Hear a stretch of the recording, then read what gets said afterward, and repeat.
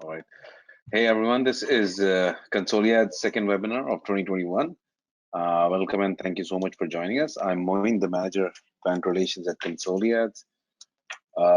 So the people are joining in, so let's give them a few more minutes. We'll wait a bit. I see quite a few new attendees actually, so that's exciting. Let's just wait for 2 minutes and then we'll start a bit further.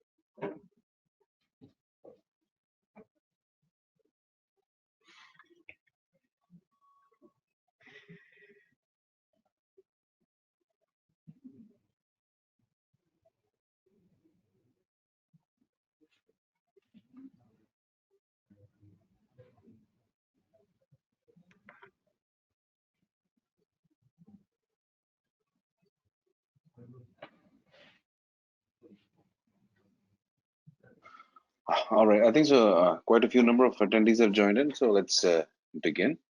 Let me tell you a bit about Consoliad, what we do here. So Consoliad is the top emerging ad mediation platform based out of Singapore, and we're one of the quickest and fastest growing mediation platforms in APAC and MENA region. To simply put it, Consoliad helps games and apps publishers to increase their revenues with quite ease actually. If you want to know more about Consoliad, you can check out our website www.consoliads.com. All right, let me introduce the panelists briefly and then they'll take over. So joining us in the webinar are Howie Chong from Unity Ads, Asim Rahman from Ad Colony, and Ayaz Malik from who's the CEO of Tiny Kraken. So Chong, please take the lead. Cool. So it's great to be here. And thank you for having me and giving me the opportunity to share more with the community. I'm Wei Chong, and I am the lead client partner for Unity's suite of Operate solutions. So some of the solutions that will be covered would be like ad monetization and user acquisition, analytics, live ops, and multiplayer. I'm based in Singapore, and I'm responsible for the South APAC region. So that will cover Southeast Asia, Australia, New Zealand, India, and Pakistan. All right, that's nice. Thank you, John. Asim, please. Hi guys, Wei Chong, intro as well. Great to be here with the attendees and the great panel that you guys have put together. I am the VP of Demand Operations and Supply for Ad Colony in APAC. My remit sits across both performance and brand advertising division and monetization. So quite a lot to kind of look after at the moment. Based here in Singapore, our coverage is for the entire APAC region, India, all the way through to APAC, North Asia, and looking forward to sharing my thoughts, our company's visions around IDFA and how we're going to tackle this together as an industry. All right, thank you. And Ayaz, please. Yeah, hey guys, thank you for having me here. I'm Ayaz Malik, CEO of Tiny Kraken Games, an award-winning hyper-casual game development company in Pakistan. We're in the gaming business for about 4 years now and directly working with publishers for casual and hyper-casual games.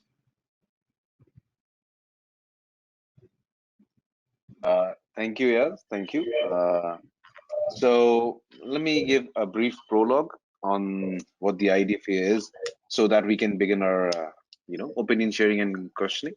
So before I'll just give you an idea what the IDFA is and why the Apple took this decision. to deprecate IDFA, and it actually sent this whole $80 billion industry, actually scrambling for answers. So IDFA is a string of numbers and letters. It's like a unique ID attached to Apple devices, so that you can, deliver personalized and targeted advertisements. You can measure the campaign performances, and with those like attribution, impressions, and clicks to app installs, all these metrics. So now what Apple has done is it has made the IDFA an opt-in rather than an opt-out. Previously, if you wanted to opt out, you had to go through the settings and search for that, and then switch those off. So it was kind of hard to do, and mostly only like 30% of the users chose to switch off their IDFA. So in a way, 70% of the user were still using IDFA. But now what's happened is Apple has changed to as an opt-in option. So what this means is it's estimated the number from 70% is going to drop somewhere between 10 and 15%. It's still open-ended. It's still not that confirmed because it's still too new to make numbers for it. The changes to Apple's IDFA are not unexpected, since Apple has taken the public and strategic stance that privacy is a user right, and obviously the IDFA opt-in is the culmination of Apple's policies. I'll ask our panelists what I hope they agree with my assessment. Asim, what do you think? Yes, I think you're right there. I mean, I think the angle that Apple is coming from is from a privacy-centric, essentially. So, I mean, and for that, the approach they've taken similar to what they took with Safari. They deprecated the cookie for web browsing, not recently. So this is a kind of an extension of that. Yeah, I mean, that's the reasoning rationale that Apple is giving. If there's another reason we're not aware of, but the angle that they're coming from is from a privacy-centric perspective. I think so too. Like if I recall, there was a recent case with the Apple and FBI going loggerheads over a certain device access issue. So I think so. A few of these pointers gives us an idea like what Apple is actually making this stand on. So what's your opinion on it, Chong? What would you say? On how the SKAdnetwork works, or sorry?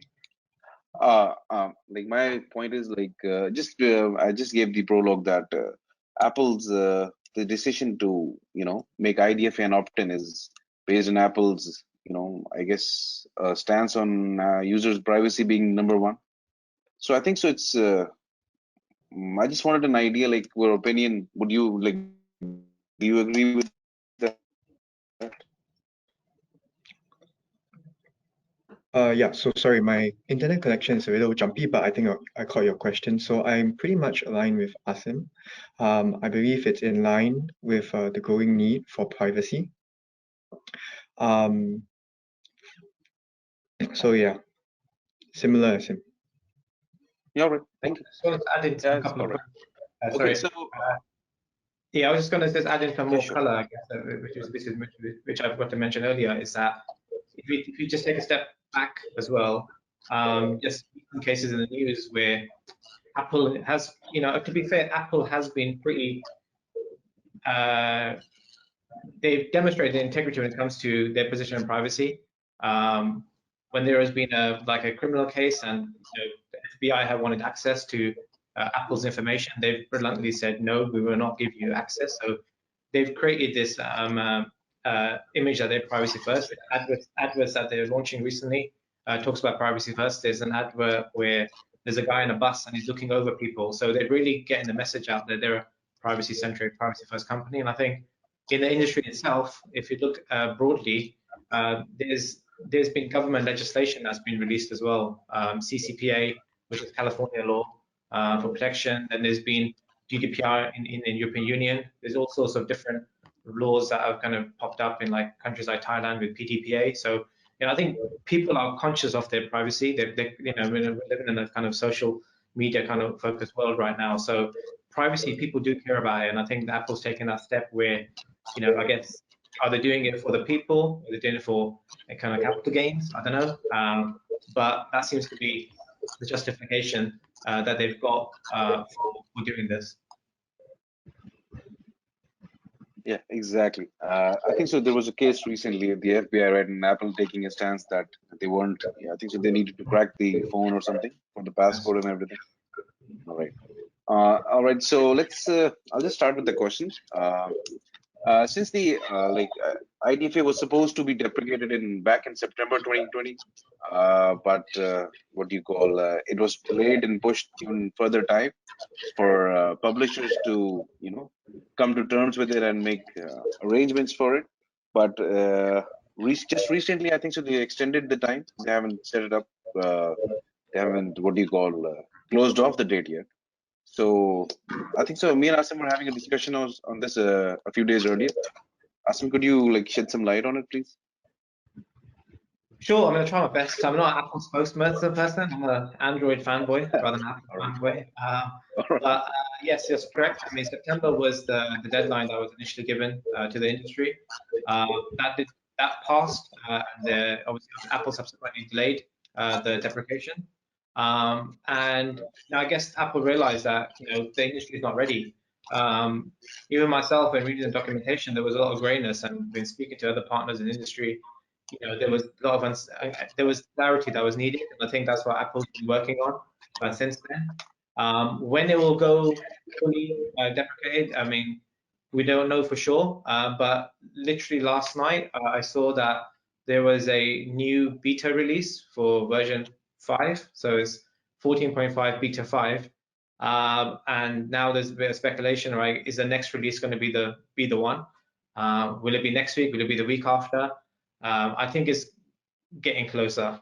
I don't expect a delay like we had in September. I think it's imminent now. I think we've had industry as a whole has had time to kind of digest, adapt, and it's just a matter of weeks or days until IDFA is deprecated. All right. Yeah, I think so as well. I think so. The date's getting closer since Apple's already given a lot of time. So I don't think we have the publishers have that much time available. The next, I'd like to ask John this question. Can you explain what SKAdnetwork is and how it works? Sure, no problem. So I think the SKAdnetwork, from a very high level, affects devices that are iOS 14 or greater. It also affects attribution, also affects ad measurement. And I think what happens is that it changes the attribution workflow, where installs and postbacks now go directly to the ad networks now, instead of the mobile measurement partners. When it comes to ad measurement, it also has a change because now data is shared as an aggregate versus a user level. So if you look at it from a high level, so yeah, SKAdnetwork basically changes the way it works on specific Apple devices. It changes the way you would measure UA campaigns, and it will also change the way you attribute it. All right. I think so. That's pretty, to the point. Thank you, Chong. Asim, could you add something? I mean, it's literally like a rabbit hole. The more you go deeper in, you do get a bit lost when I read the documentation. So I think Wei Chong's probably summarized it pretty well. But essentially, Apple is now the decider of who is attributed this conversion. And before it was the MMPs, the developer could run a UA campaign. AppsFlyer will take in all the install data, and it will inform the ad network that this belongs to this conversion came from ad colony, for example. Now the dynamics are changing where Apple is taking full ownership of doing the attribution. That's a massive fundamental change, and as Wei Chong kind of highlighted, it gives us an aggregate. We just get bundle ID data, so that it's not as precise. And again, it's for privacy first. It's not precise. And that's why, you know, the whole entire industry is going to feel that impact. What we were able to do or are able to do today is fundamentally going to change because of this change, basically. So, and you mentioned in your prologue as well, it's opt-in, it's not opt-out, and it's explicit opt-in. When you go to an app, you have to open it. It's your first time you open the app, it will ask you, do you want to be tracked? Do you want this app to allow you to track? You open up another app, you will be prompted again, and so forth. So yeah, so it's a big change, massive change. Yeah, that's correct. That's correct. So on that point, I'll ask Ayaz, since you have experienced this recent change, especially in your games, right? So what's your say on this? Since you know, now it has become an update. So I understand like your primary focus is on iOS, and so it directly impacts you. So what's your say? What's your take on this? Yeah, that's correct, and we are already seeing terrible changes in the CPI and this stuff. Like, I mean, just think about it for a second. The moment you start your game and it says that, do you want a company to take your data? I'm more than positive the people will say no, right? So yeah, this is definitely going to hurt us. We are already in last 2 weeks, we have already seen a tremendous increase in CPI of 2 of our games. We were using the same ad creatives and same stuff. I mean, it was below 20 cents and it just jumped to on average of 50 to 60 cents. So even though it's not completely rolled out yet, we are already seeing this. So I don't think we're going in a good direction. But yeah, this isn't the first time something happened. So definitely publishers and developers will come up with something, or like Asim said, that right now it looks like that Apple is focusing on privacy. I don't know, it's just my opinion, I may be wrong. It could be that majority of the hyper-casual and other installs comes from Facebook ad network, right? So what if Apple is planning something of their own, like search ads didn't work out really well. So perhaps Apple can provide us with a platform where people can advertise directly instead of throwing all that money to Facebook. Yeah, so we don't know. That's just my opinion. Let's see, but it doesn't look good at this point. I am hoping it will get better. Let's see. All right. I kind of think myself, Apple is cooking up something.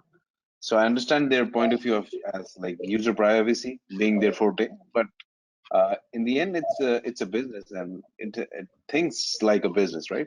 So Exactly. I think that the future will tell us what's in store. All right. So I'd like to ask you this: like, has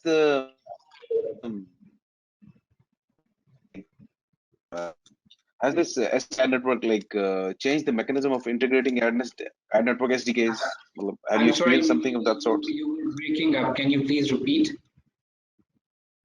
Oh, sure. Sorry. My question was, has the introduction of SKAdnetwork and its mechanisms, like, has this changed the methodology or mechanism of integrating ad network SDKs? Well, for now, I'm not really sure because one thing is that's not my area of expertise. There is SKAdnetworks is there for 2018, but nobody actually used it, right? So now publishers are forced to use it. So we will see now in a few weeks, because right now already Facebook is giving you an option when you're creating a marketing campaign that do you want to serve this app to the latest iOS one with the IDFA replicator or the other one. So we will see now what will happen. We're not sure yet. All right. So I think so. A question that is, I think that you can, like, all of you guys can answer, but I'd like to start with Ayaz is, what do you think is the realistic percentage of people opting in for the IDFA who would like to be tracked? You know how Apple phrases it. Okay, so if you ask my honest opinion, I think that only 5 to 8% will opt in for the tracking. And I'm giving it a margin, believe me on that. Well, there's been rates that some says 50, some says 70, some says 80. So we're not sure. We'll see after the data. My opinion is 5 to 8% will opt in for the ad tracking. All right. So, Chong, what's Unity Ads estimates of people actually opting in? Yeah, so I think like we're pretty aligned with IS as well. The numbers are all over the place. Based on the recent tests we've been hearing from studios so far, it is mixed at the moment. But what we do notice is that, the opt-in messaging format or design and the genre of the game actually play a very heavy role in the opt-in rate. And what we have seen so far is that, for example, if your opt-in message has something that says like, if you use something like a better ad experience or, trying to keep the game free, it tends to receive a higher opt-in rate from the users themselves. I think some other things that, we need to bear in mind when we're discussing about this is that when creating those opt-in messages, you can only ask once. And you also cannot use any form of direct incentives where you say opt in and I give you virtual currency. That is definitely a no-no from Apple's for now. Yeah. Yeah, that's true. That's true. All right. I can agree because there's no concrete number as of yet. It's too early to say. Correct. It's actually too early to even gauge as well. So, Asim, I think so. You would agree with these numbers? Yeah, I think with the numbers, there's going to be a certain amount of ambiguity as well, because I think that there's adoption. What does adoption mean? Does that mean a user allows every single app, gives consent to every single app, or a user who gives at least one permission to at least one app? Because you can have 3 apps, 4 apps that you're using like daily, but you might give permission to the first one and you just start ignoring the other ones. So I think the adoption rate number will be a bit hazy, because some people will be thinking like this number of device IDs I've got, and that's the adoption rate. But that's not the adoption rate. The adoption rate is literally at an app level. So I think the numbers are going to be relatively small. Right now, from what data that I can see, users are using iOS 14, for example. Right now, you have to explicitly, enable limited ad tracking, which is ad blocking, and that moves to IDFA. Right now, that adoption is around about 15 to 20%, and that is, going through the settings and finding the settings. I find it difficult to change the time on my phone. So try to imagine like, removing permissions for ad blocking. So that right now is at 15, 20%. That's what I see. But when it comes to explicit consent, I think the numbers, as Ayaz mentioned, I'm not expecting them to be big, and that's why, industry together has kind of collectively, there are so many webinars taking place like this one to educate everyone, to make sure everyone's ready. AdColony, for example, is kind of joined up an initiative with our competitors, so this is going beyond like, rivalries now, where whether it's Awango or Inmobi or Liftoff, getting together for the No IDFA, No Problem initiative, which is really about, as a collective, as an industry, educating the marketers, publishers about the upcoming changes, because I think we all know and we all feel that this is going to have a massive, this is disruptive, it'll have a massive impact on the industry, and that's because we expect there to be a massive adoption of, or opt-out is expected to be super high. All right. Yeah, that's true. All right. So, like generally, I'd start this with John. Like, how has this actually affected the attribution platforms, and what sort of measures are they taking? So it has definitely changed the way they collect their data to continue to provide favorable reporting to their customers. But I think due to the evolution of the ecosystem, it's actually it actually seems the responsibility falls more on the network right now And so for Unity, what we have been doing since day one is that it has been a priority for us. Where we rolled out our first SDK compliant solution, August 2020 last year. And today, we actually have a page that is dedicated specially to iOS 14, which has a guide, it has a checklist. We also have an app tracking transparency reporting on our dashboard. And we also have been doing a lot of improving of our internal algorithms to perform better on LAT traffic. But coming back to the MMPs, as my knowledge in this area is limited compared to someone who is deeper in it, I would say it seems most of them already have a solution in place. From a high level, similar to what the rest of the industry is doing, it will be connecting the dots between IDFA, IDFE, and other compliance signals, and seeing if data algorithms can be optimized or shared anonymously. Also, I'm not sure if this is still the case, but the absence of fingerprinting is another puzzle that they need to solve. But I've been within this industry for almost 5 years already. And I think I'm quite confident to say, the industry can tackle this as it always has. All right. I'm pretty sure. See, we need to find a solution for it, right? Because if there's no solution, right, then there's no going forward. Correct. Asim, what's your take on this? Yeah, I guess the same as Wei Chong. I mean, I don't represent an MMP. I speak with all the 4 major ones quite regularly.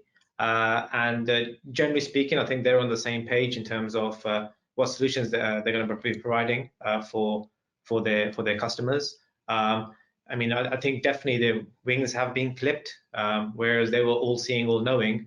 They're relying on ad network. The ad network has a much bigger role to play now. Ad network will pass on the conversion information to the MMP, so that MMPs can actually consolidate information and provide reporting and insights to his customers. I think, personally speaking, I do think that they have to maybe reevaluate what their value proposition is. I think they're the most impacted out of all people within our ecosystem. They're obviously doing lots of webinars. I think the fingerprinting point is an important one. That's where probabilistic attribution kind of comes in, and that's again is a bit of a grayness because some MMPs are doing it and some aren't, and the ones that are doing it, when I speak to them off record, they're also not sure whether this is going to be viable in the months after Apple deprecates the IDFA. So even though we expect it to be released soon, some of the solutions that people have put together may not be around soon after because it'll turn out that they're in violation. So fingerprinting is still an identifier, and that goes against privacy policy, and that's where some of the CAID conversations have started with China at the moment, and why it's Apple's position. So I mean, I'm still learning more with what in terms of what MMP solutions are going to be, I think that the insights and level of granularity data that you were getting before, it's not going to be available. But we'll wait to see what happens. All right. Yeah, that's true. It's a waiting game, right? It's a tense waiting game right now. So I think this obviously sets up for the next question that I have is like, will Google follow suit and remove the GAID?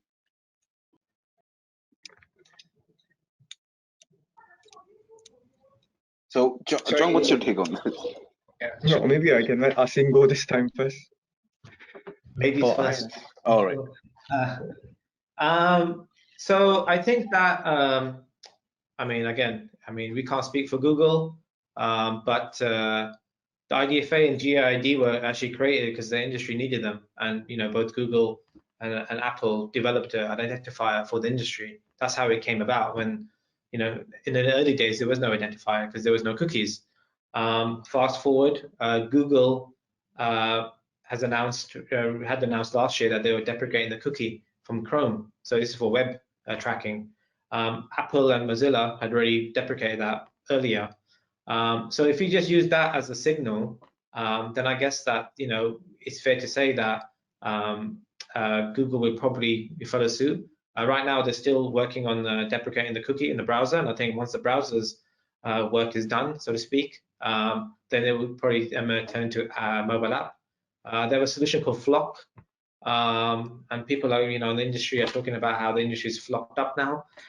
So yeah, so I don't know when it will happen, but I think it'll be inevitable. Again, you know, they'll take the privacy angle. Google is, you know, fighting the antitrust right now. The antitrust is around walled gardens, about how it, you know, publishers have been crying that, you know, Google's taken so much cut out of the tech stack that they've got. They're taking so much money. So, and I think that, you know, privacy is a you know, is a good defense, and I think that if that happens, then we'd expect the same thing to happen. I'll be surprised if, you know, a few years from now that we have one ecosystem that has an identifier and one that doesn't have an identifier. I can't see that happening. So it's just a matter of when, I think, rather than if it will happen.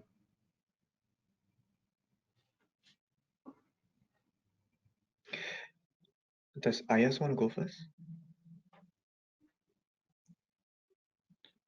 I think Ayaz and Moin are both frozen. I think yeah, I think so too. It's just me and you. All right, they're back again.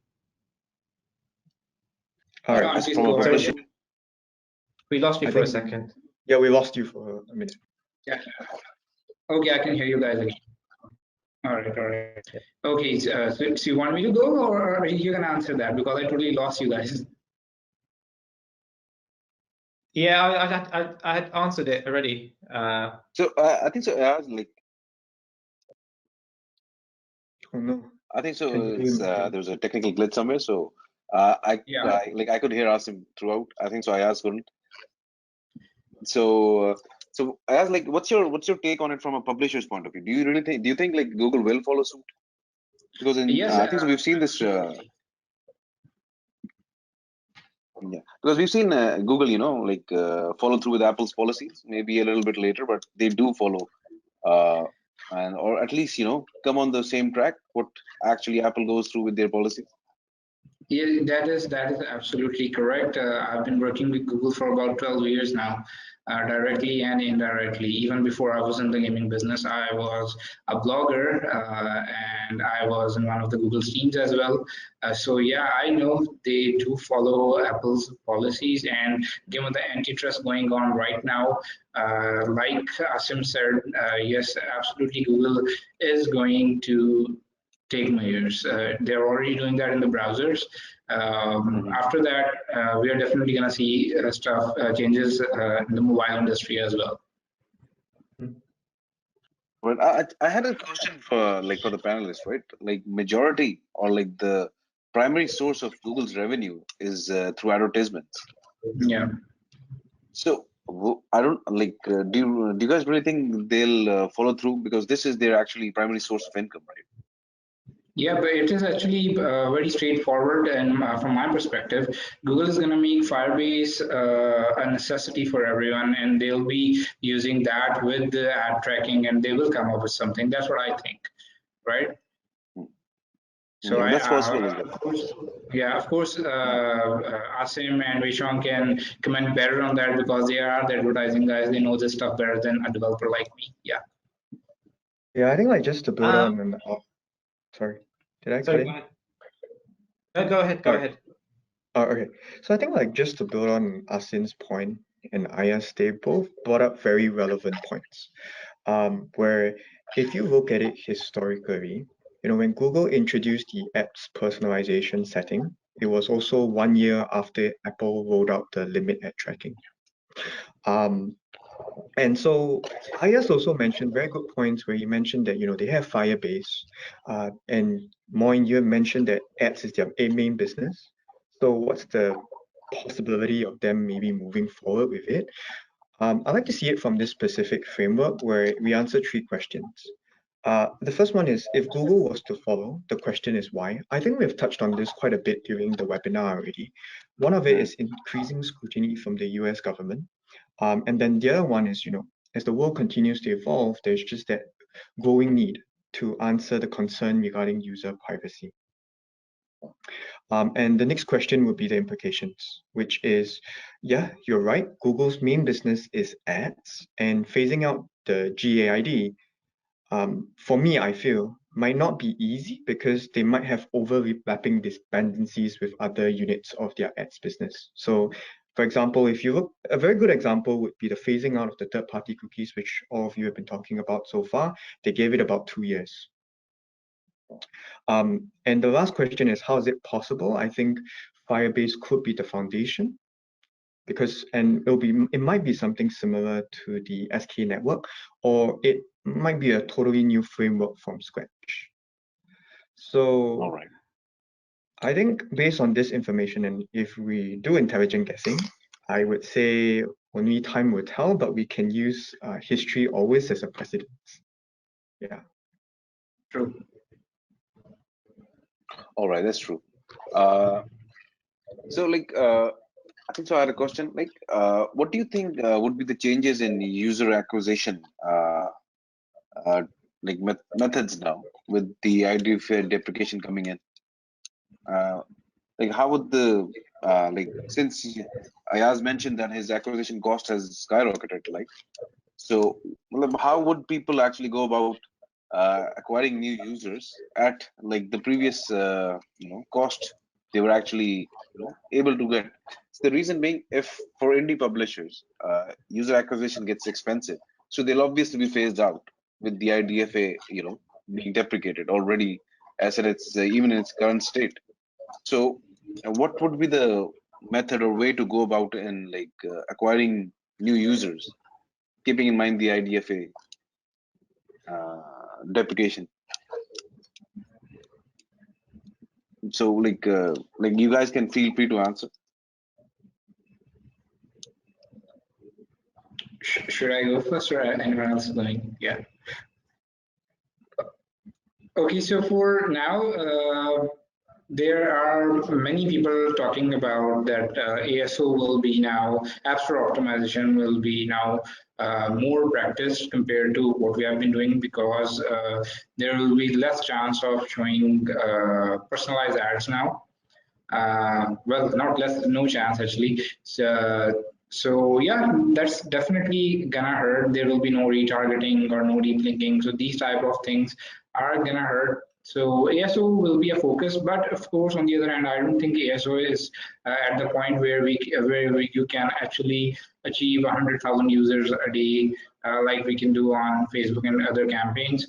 So in short, what I'm trying to say is that we are not sure yet, right? So yeah, so we're gonna see how it goes. Definitely, some other we'll be exploring some other options like directly advertising on ad networks like Console ads or Unity or some other who are actually directly providing ads. Yeah, of course, AdColony as well, who are advertising directly inside games. But still, this is a challenge.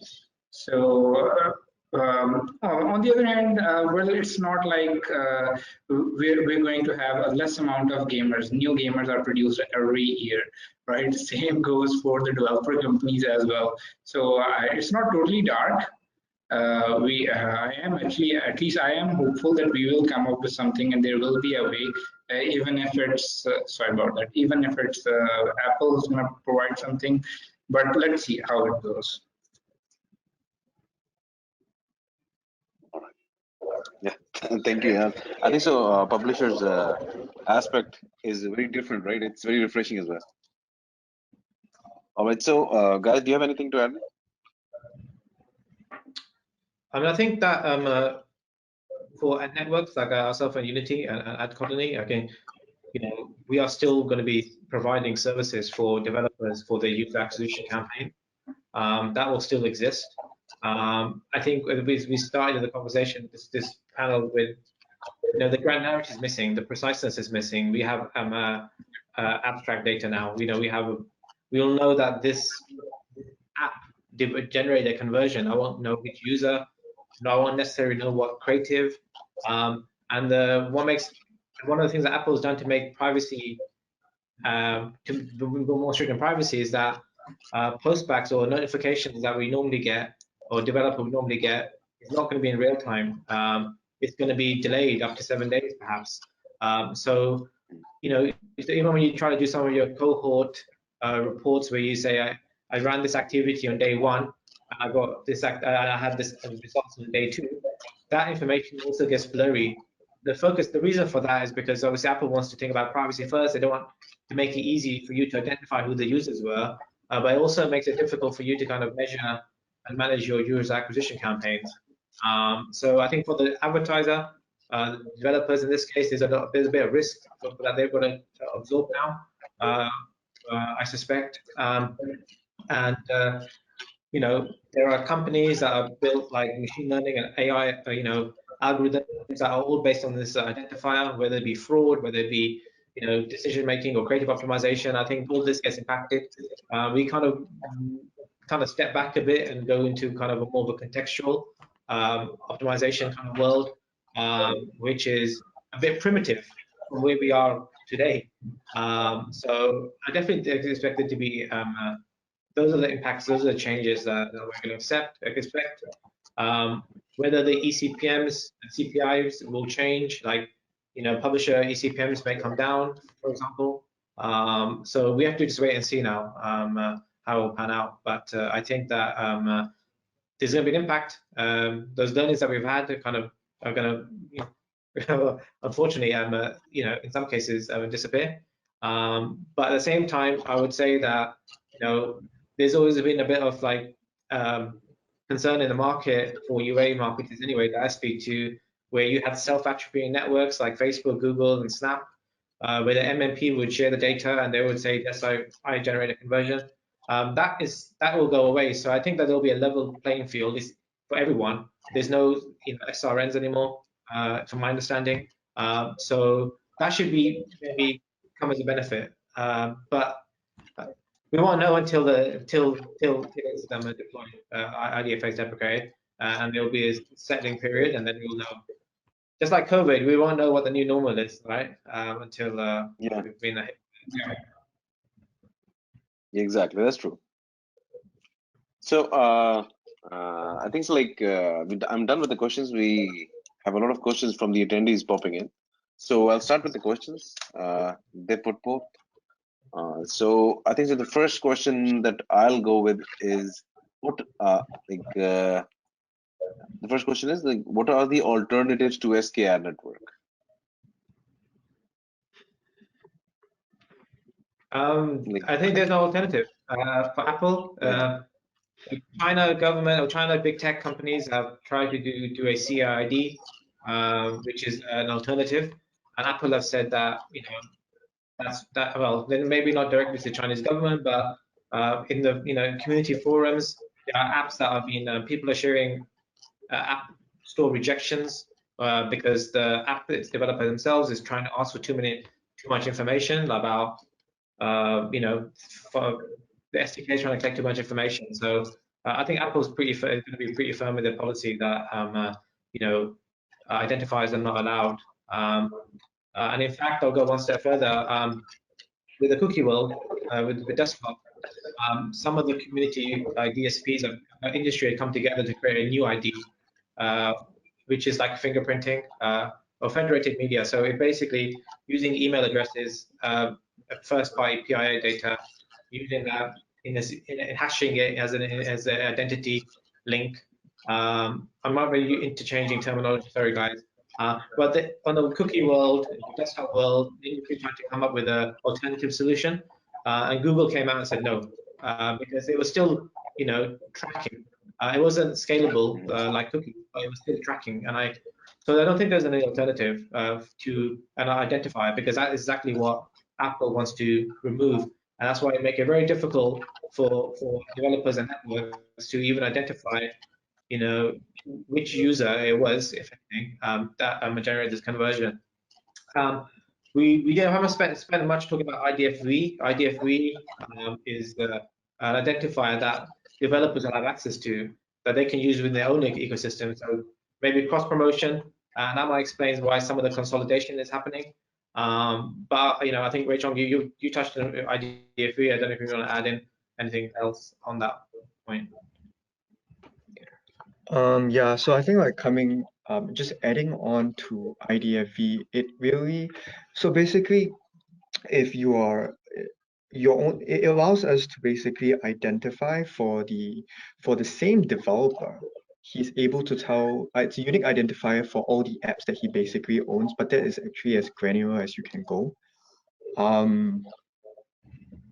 But whether there is an alternative to an Apple Ads attribution to an SKAdnetwork, I don't think there is one at the moment. The only thing I do know, and that I have read on an article before that I chanced upon, is that I think Apple has something known as an Apple Ads attribution API, which is kind of similar to the SKAdnetwork, but it's more for users to basically purchase ads on Google Ad Search. No, not Google, sorry, on Apple Ads. Apple.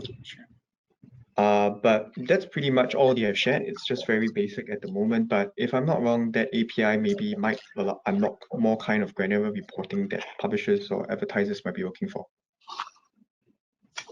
All right. So thank you. So I have another question. It's actually kind of interesting.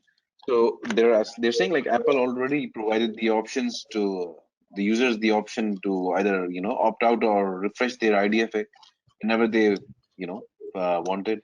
So then why impose this opt-in solution? Like if it was about privacy, right? So it's now forcefully imposing privacy on users, and in fact, in turn affecting the publishers. Sorry, Moin, can you repeat the question? All right, I will repeat again. Sorry. I think so the connection is getting a little choppy. So I'll go again. So the question is, Apple already provided the options to users to opt out or refresh their IDFA, whenever they wanted. So then why impose the opt-in solution? Isn't it more like, forcefully imposing privacy?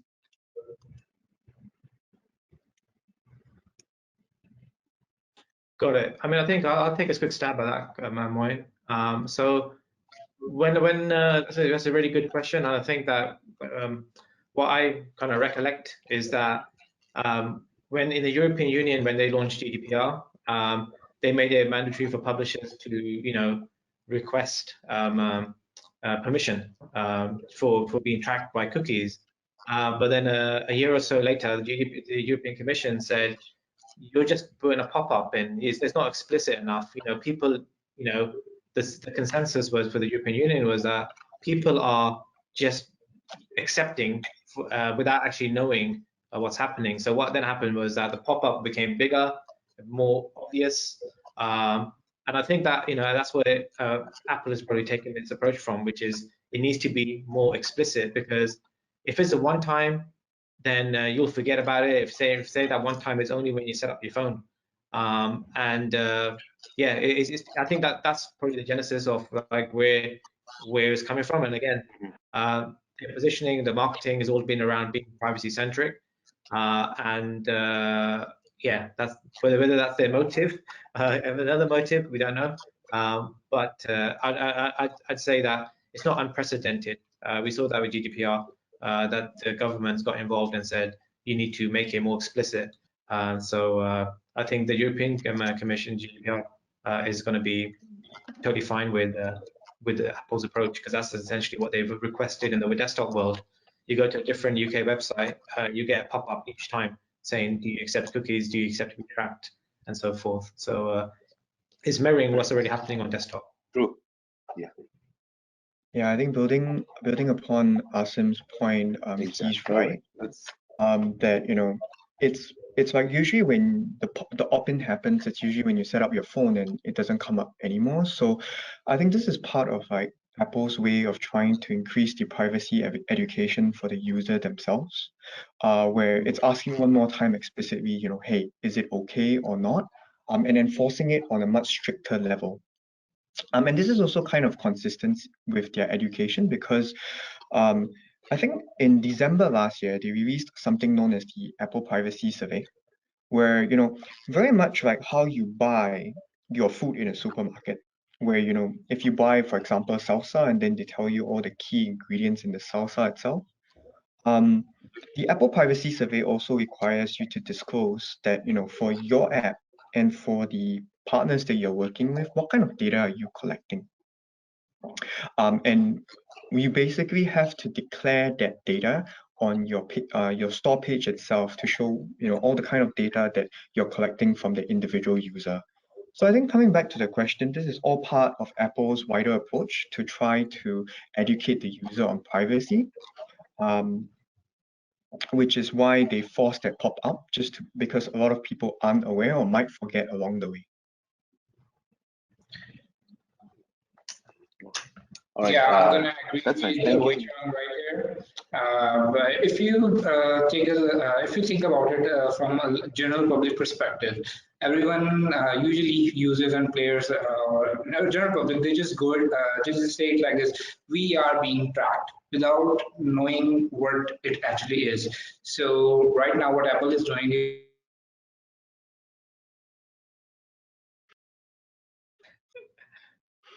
You lost them again. saying this: no, you're not.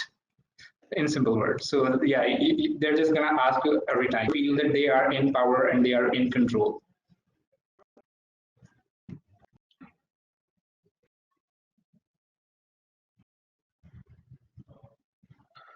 All right. Thank you, guys. So there's another question, right? I think so. We've Mohit, if you're saying touched on it. something, I can hear The you. question is, can we incentivize the consumers to allow app tracking? Oh, all right. Let me just let me check. No, that's not gonna happen. Is my voice okay now, guys? Yes. Yeah, we can hear you. All right, perfect. That's perfect. So another question that has popped up is, I think so. We've pretty much answered this. But the thing is, can we incentivize consumers to allow app tracking? I think so. It's not possible. Apple won't let it happen. Yeah, it will kill the purpose, don't you think? Yeah, I think so, right? So Yeah. yeah, I think so. The answer is no. I don't think so Yeah. Apple would let it happen. True. All right. So I just have this question. I don't know how to frame it, but the question is somewhere along the lines: has the development required for SKAdnetwork being done for the ad networks? For I think so. It's I kind of don't get the point for it. Maybe like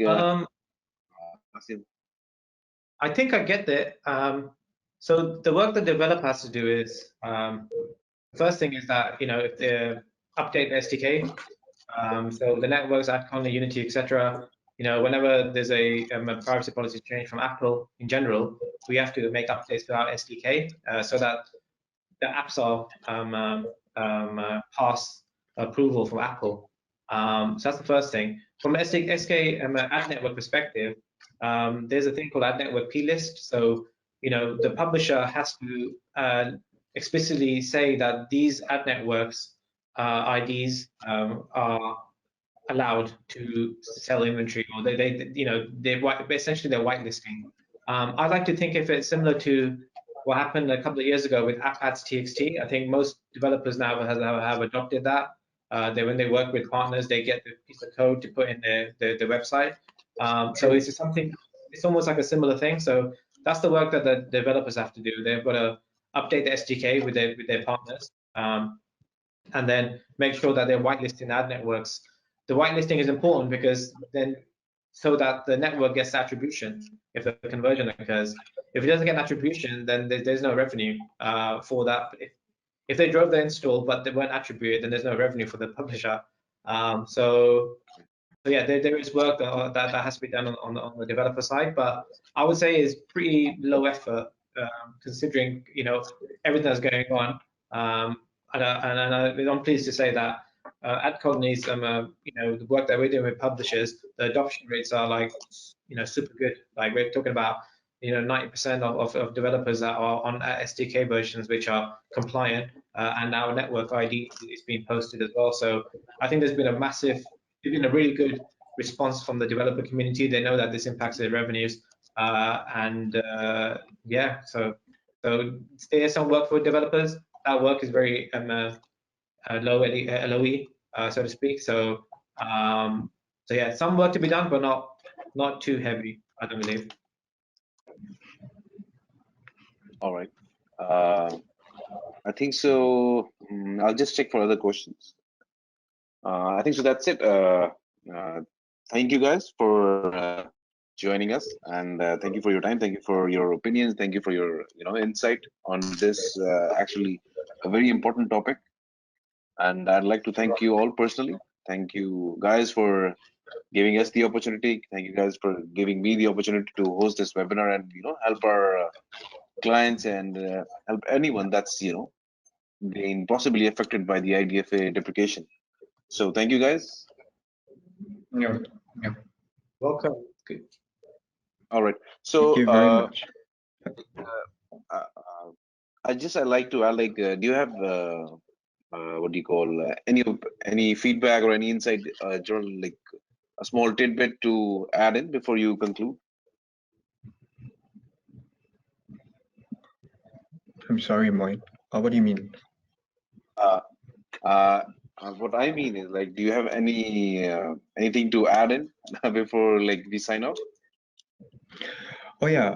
So I think just building a little bit more from where Asin left off in terms of how you have to have the plist and things like that. So if you're just wondering from a Unity point of view how we have been doing it, we basically have a centralized page, as I mentioned briefly, that kind of shows you how you can actually integrate what do publishers and advertisers need to do in order to basically be compliant for iOS 14.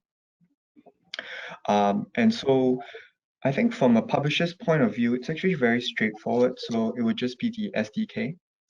The plist that Asin mentioned as well, just remember that it has to be in lowercase. And then last but not least, I guess the other thing that they will have to work on is just the opt-in messaging about how you can improve that so that you can basically get more users to basically agree to opt in. Yeah. Right. And then for the advertisers, they would basically need to change the way internally how they would evaluate the ROAS for each network. And then at the same time, there will just be some other additional small stuff that they will have to do as well. I think it's more, they might have to make some small changes on their MMP side. All right. Ayaz, would you like to share something? Yeah, right. So guys, this is not the end of the world. Yeah, so just jump in early in changes like taking care of your ASOs or SKAdnetworks and whatever that's coming in. Jump in early and adapt to it. It will work out one way or the other. Yeah. Thank you, Ayaz. And sign off. Sorry, Moin, was that a question? So what was that? When you're breaking up, say it again, please. I think so. My voice broke up. Any word? All right. Asim, I was saying, would you like to add anything before we sign off? Just one thing. I think you mirror Ayaz's sentiment, which is it's not the end of the world. One positive that I've seen happening the past year is that traditionally I think the brand advertisers haven't been so warm towards advertising on games. When we look at the games we play today, it's mostly app developers that are promoting. What's happened is that ad colonies become kind of focuses for the past 5 years as well. Is really educating brand advertisers about the power and impact of mobile, and mobile is predominantly gaming. So what's happened in the past year is that there's been an acceleration in terms of the receptiveness for brand advertisers, the Unilevers, the P&G, cheese, etc., to advertise on mobile and advertise on games specifically. So there's been a lot of education happening, but COVID has kind of accelerated this kind of adoption or receptiveness. People are home now, gaming usage is up, installs are up, people are taking focus. There's been loads of consolidation and acquisitions that are happening with Microsoft and whatnot into gaming. And the large agency groups like WPP, Publicis, they're setting up specialist gaming agencies. Esports is thriving. Esports like prize pools are massive. And I think the world Tekken champion is Pakistani as well, which is cool. Yeah, exactly. So esports is massive. It's becoming massive. And brands are now also coming, being more receptive to doing gamification, working with game developers. So although IDFA does bring disruption to some of those advertising revenue that was coming from other app developers, I think that there's a light at the end of the tunnel where brand advertising adoption is going to increase. That doesn't require as much granular information. Yes, IDFA is important for retargeting and things like that, but it's not the same level of granularity from a performance perspective. It's more branding, it's more about awareness, it's more about eyeballs, and dollars follow the eyeballs, and right now the eyeballs are on your mobile device. So I think that we've got that to look forward to as well, and I think that that's gonna, I wouldn't say save the industry, so to speak, but I think that it's good that there'll be additional revenue streams coming in for developers that are not just coming from other game developers, but coming from big, large CPG brands, auto clients, etc. So I think we've got that to look forward to. And then when COVID's over, there'll be probably travel advertising will start again, but we will see. All right. Thank you guys. Thank you for joining. And I'd like to add in the end that you guys, like the attendees, can watch, or if they want to see or hear a certain particular part, they can actually watch the webinar's video on our social media pages. And thank you, everyone. Thank you for joining us. Bye-bye. Thank you. All right. Thank you very much. Awesome. Thank you, guys. Bye-bye. Bye-bye.